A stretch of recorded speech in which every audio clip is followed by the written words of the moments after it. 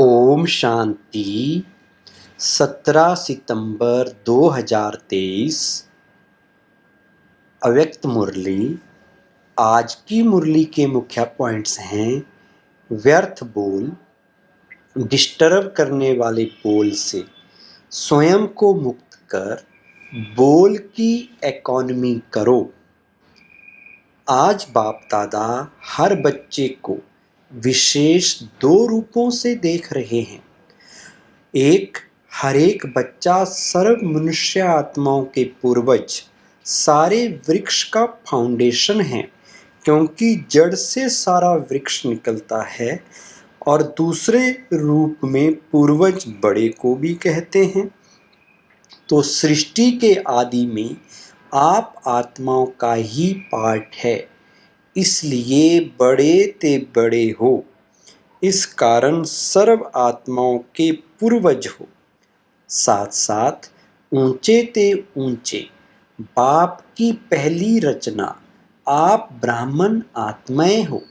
तो जैसे ऊंचे ते ऊंचा भगवान है, वैसे बड़े ते बड़े पूर्वज आप हो।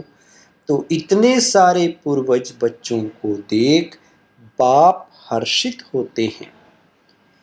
फिर बाबा ने कहा, आप सभी जो भी बाप के बच्चे हो, माया से बचे हुए हो। बच्चे का अर्थ ही है बाप का बनना, अर्थात बच्चे बनना। आप सभी माया से बचे हुए हो ना, कि कभी चक्कर में आ जाते हो। जब एक बार चक्कर से निकलने का रास्ता या विधि आ गई, तो फिर फंसने की तो बात ही नहीं है। माया को भी अच्छी तरह से जान गए हो ना, कि कभी अनजान बन जाते हो। फिर कहते हैं हमको तो पता ही नहीं पड़ा कि ये माया है। क्योंकि जैसे आजकल का फैशन है, भिन्न भिन्न फेस बहुत पहन लेते हैं। अभी अभी क्या बनेंगे, अभी अभी क्या बनेंगे। तो माया के पास भी ये फंसाने के फेस बहुत हैं। उसके पास अच्छा बड़ा दुकान है, जिस समय जो रूप धारण करना चाहे उस समय कर लेती है। और अगर जाने अनजाने फंस गए तो निकलने में बहुत टाइम लगता है। और संगम का एक सेकंड व्यर्थ जाना अर्थात एक वर्ष गंवाना है, सेकंड नहीं। आप सोचो, संगम युग कितना छोटा है। अभी इस थोड़े से समय में जो बनना है, जो जमा करना है, वो अभी बन सकते हैं। तो बाप दादा देख रहे थे कि बनने का समय कितना थोड़ा है और बनते हो सारा कल्प। तो इस थोड़े से समय में राज्याधिकारी बनने व रॉयल फैमिली में आने के लिए क्या करना होगा। वैसे संख्या के हिसाब से सतयुग में विश्व का तख्त तो सभी को मिल भी नहीं सकता।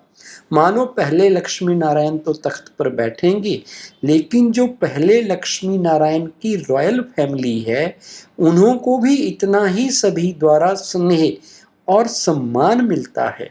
तो अगर पहली राजधानी के रॉयल फैमिली में भी आते हैं तो पहला नंबर है।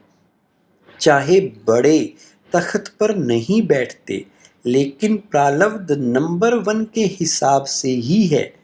तो पहले नंबर के रॉयल फैमिली में आना ये भी श्रेष्ठ पुरुषार्थ है। कोई को तख्त मिलता, किसको रॉयल फैमिली मिलती है, इसके भी गुह्य रहस्य हैं। तो सदा संगम पर बाप के दिल तख्त नशीन स्वतः और सदा रहता है, कभी कभी नहीं। जो सदा आदि से अंत तक स्वपन मात्र भी, संकल्प मात्र भी पवित्रता के व्रत में सदा रहा है, स्वपन तक भी अपवित्रता को टच नहीं किया है, ऐसी श्रेष्ठ आत्माएं तख्त नशीन हो सकती हैं। जिसने चारों ही सब्जेक्ट में अच्छे मार्क्स लिए हैं, आदि से अंत तक अच्छे नंबर से पास हुए हैं, उसी को ही पास विद ऑनर कहा जाता है। बीच बीच में मार्क्स कम हुई हैं, फिर मेकअप किया है, मेकअप वाला नहीं, लेकिन आदि से चारों ही सब्जेक्ट में बाप के दिल पसंद है वो तख्त ले सकता है। साथ साथ जो ब्राह्मण संसार में सर्व के प्यारे, सर्व के सहयोगी रहे हैं, ब्राह्मण परिवार हर एक दिल से सम्मान करता है, ऐसा सम्मानधारी तख्त नशीन बन सकता है। अगर इन बातों में किसी न किसी में कमी है तो वो नंबरवार रॉयल फैमिली में आ सकता है, चाहे पहली में आवे, चाहे 8वीं में आए, चाहे त्रेता में आए। तो अगर तख्त नशीन बनना है तो इन सभी बातों को चेक करो। फिर बाबा ने बताया, अगर सेवा में 100 मार्क्स जमा हैं और धारणा में 25% तो क्या होगा, वो अधिकारी बनेगा। कई बच्चे और सब्जेक्ट में आगे चले जाते हैं, लेकिन प्रैक्टिकल धारणा में जैसा समय है वैसा अपने को मोल्ड करना, वो है रियल गोल्ड। कहाँ कहाँ माया बच्चों से भी होशियार हो जाती है, वो फट से समय प्रमाण स्वरूप धारण कर लेती है और बच्चे क्या कहते हैं, बाप के पास तो सबकी बातें आती हैं ना, मानो एक रॉन्ग है और दूसरा राइट है।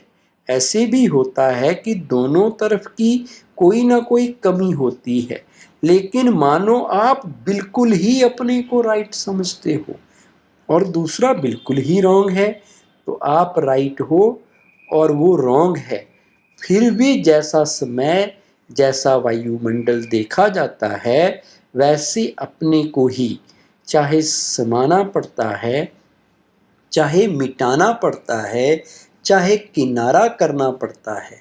लेकिन बच्चे क्या कहते हैं कि क्या हर बात में हर समय हमको ही मरना है क्या? मरने के लिए हम हैं